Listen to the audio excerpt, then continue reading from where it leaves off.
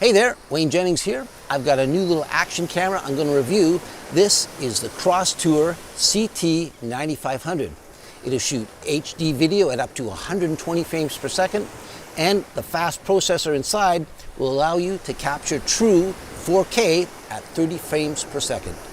Let's check it out.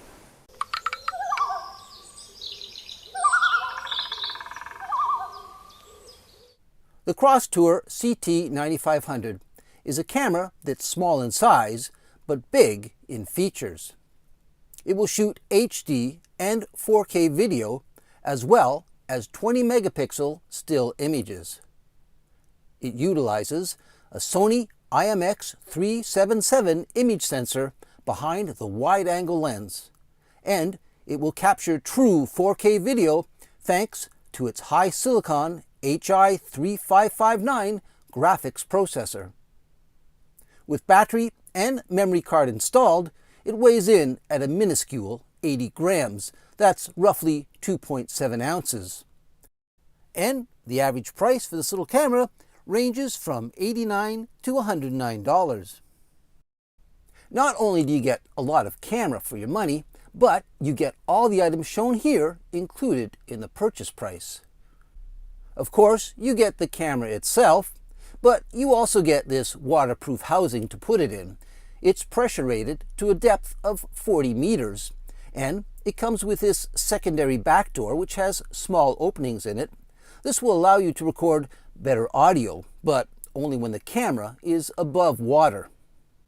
For use in dry conditions, there's this handy snap-on shell, which features a tripod mount on both the top and the bottom.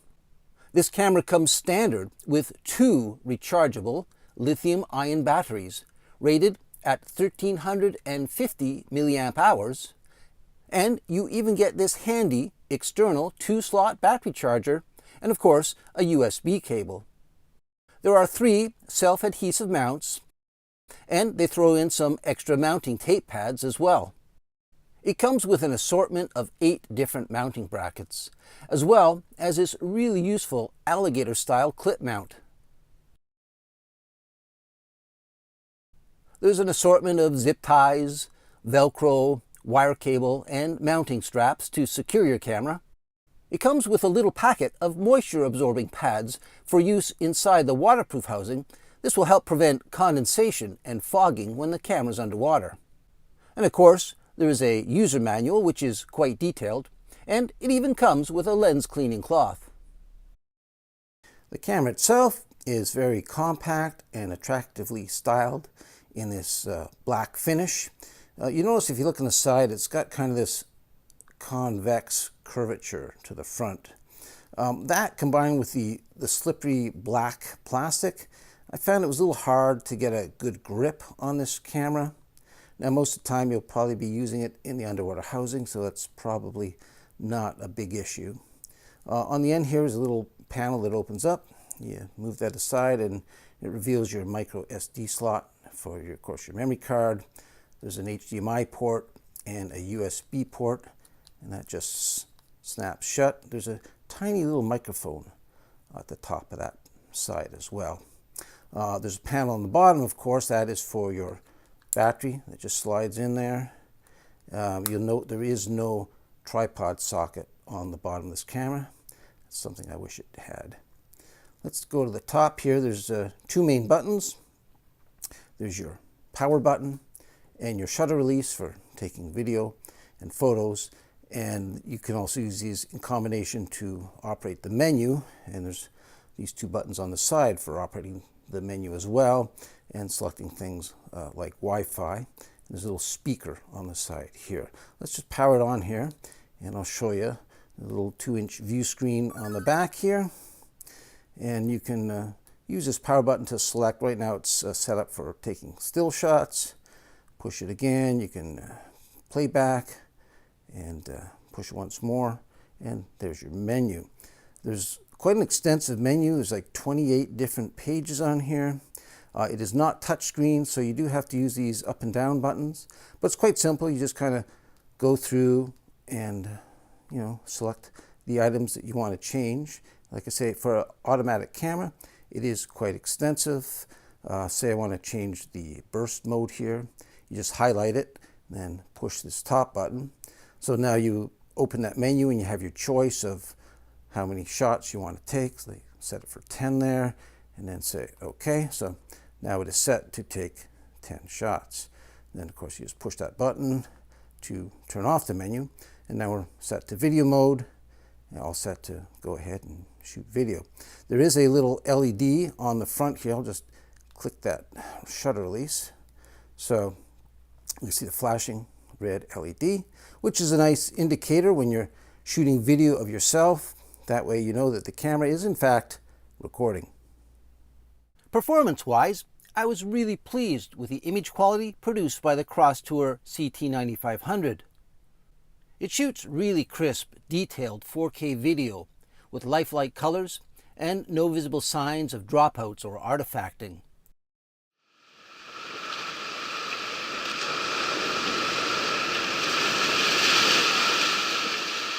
When shooting 1080 HD video, you have a choice of 30 frames per second or 60 frames per second, which will allow you to do some nice slow motion sequences.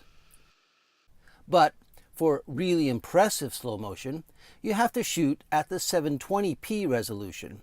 This will allow you to crank up the frame rate to an impressive 120 frames per second.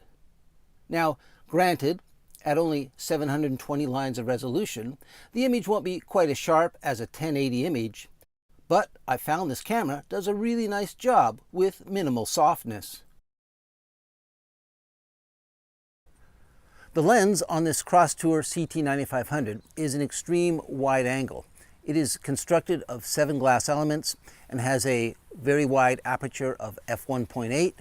Now, it covers a field of view of about 170 degrees. That's very wide, and that's very common for small action cameras. But the nice thing about this particular camera, you can go into the menu and make a few settings where you can change that field of view. So you have this wide field of view. There's also a medium and a narrow. So let's take a look and see the difference. So here we are on the medium setting. It's a little tighter than that extreme wide angle, so you can just get a little closer to your subject. All right, so now you're looking at the narrow field of view, a lot tighter than that extreme wide. It's just another useful feature if you need to get a little closer to your subject without moving the camera closer. So this is the wide, this is the medium field of view, and this is the narrow field of view. This camera has an option for electronic image stabilization. They call it anti-shake. Now, right now that feature is turned off. I'm just walking along this path, holding the camera on a selfie stick so you can get an idea of what the image looks like. I'm going to turn the anti-shake on and we'll see if it makes a difference. Okay, so I've turned the anti-shake device on, and as you can see, it definitely makes the shot a little steadier. Now, it may not be as good as, say, a dedicated powered gimbal, but it does actually a pretty good job of smoothing out these kind of handheld shots. There is also a Wi-Fi app available for this camera. Once installed on your smartphone or tablet, this app will allow you to access all the major functions of the camera and operate it remotely for both recording and playback. And the camera has a rotate function which inverts the image. This is very useful when you have to mount the camera upside down.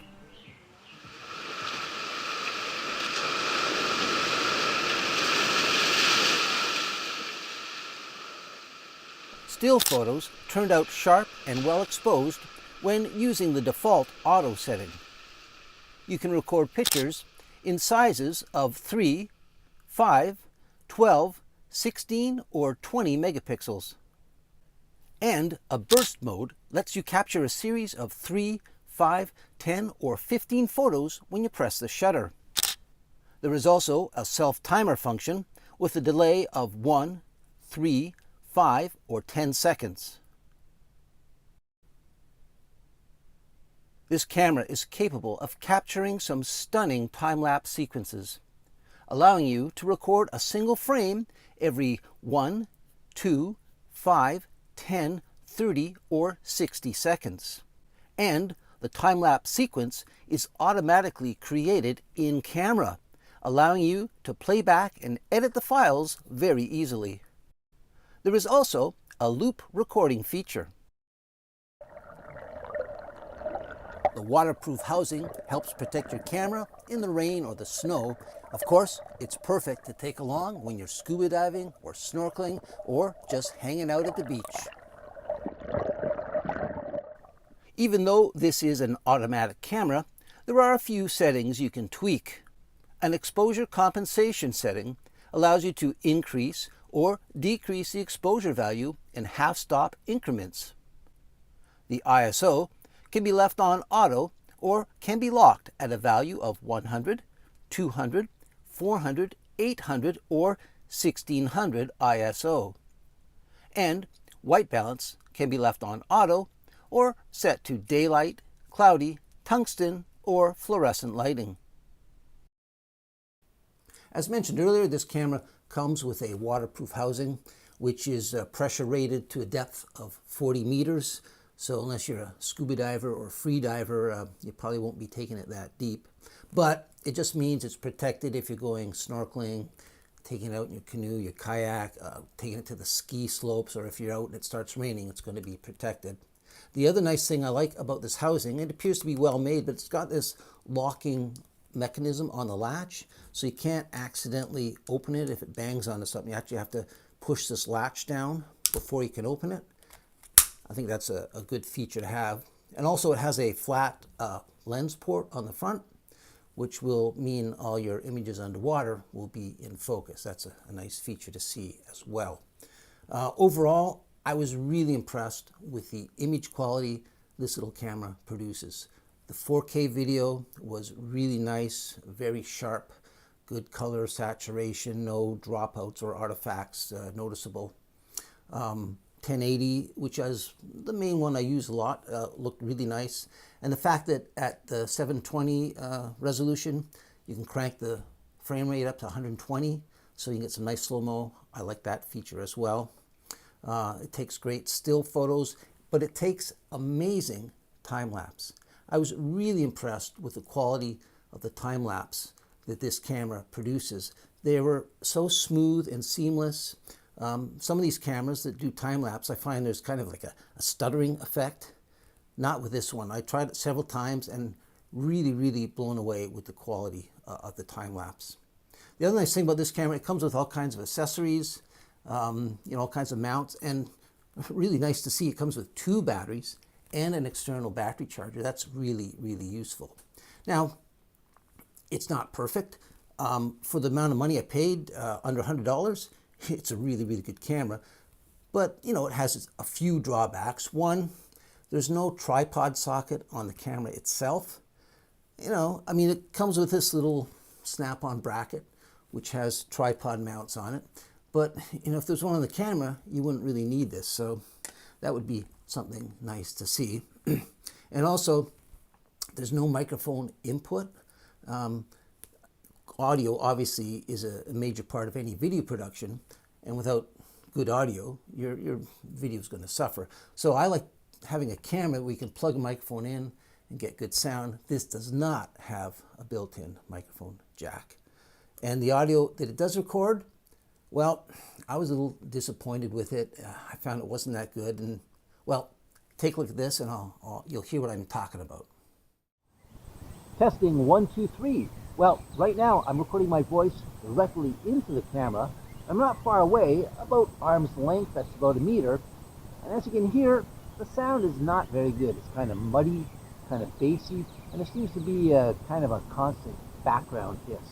Now, if that camera had a microphone input jack, I could plug in a quality microphone and get some good sound, but unfortunately, it doesn't. And if you think the audio is kind of bad right now, well, if you were to put that camera in the underwater housing, the sound, well, it'd be almost non-existent. I find when it's in here, even if I'm yelling, it barely records any audio at all. So, despite the fact that this camera shoots amazing high-quality video, it tends to fall down in the quality department when it comes to audio. Well, to sum up, I really like the image quality produced by the Crosstour CT9500 camera. It shoots amazing 4K video, good still shots, and really nice time-lapse sequences. Unfortunately, the audio is not the best, so if I had to give this a score, I'd probably give it a 8.5 or a 9 out of 10. But considering the cost of this camera, it's available for under $100. If you're looking for really good image quality, you should definitely check this out.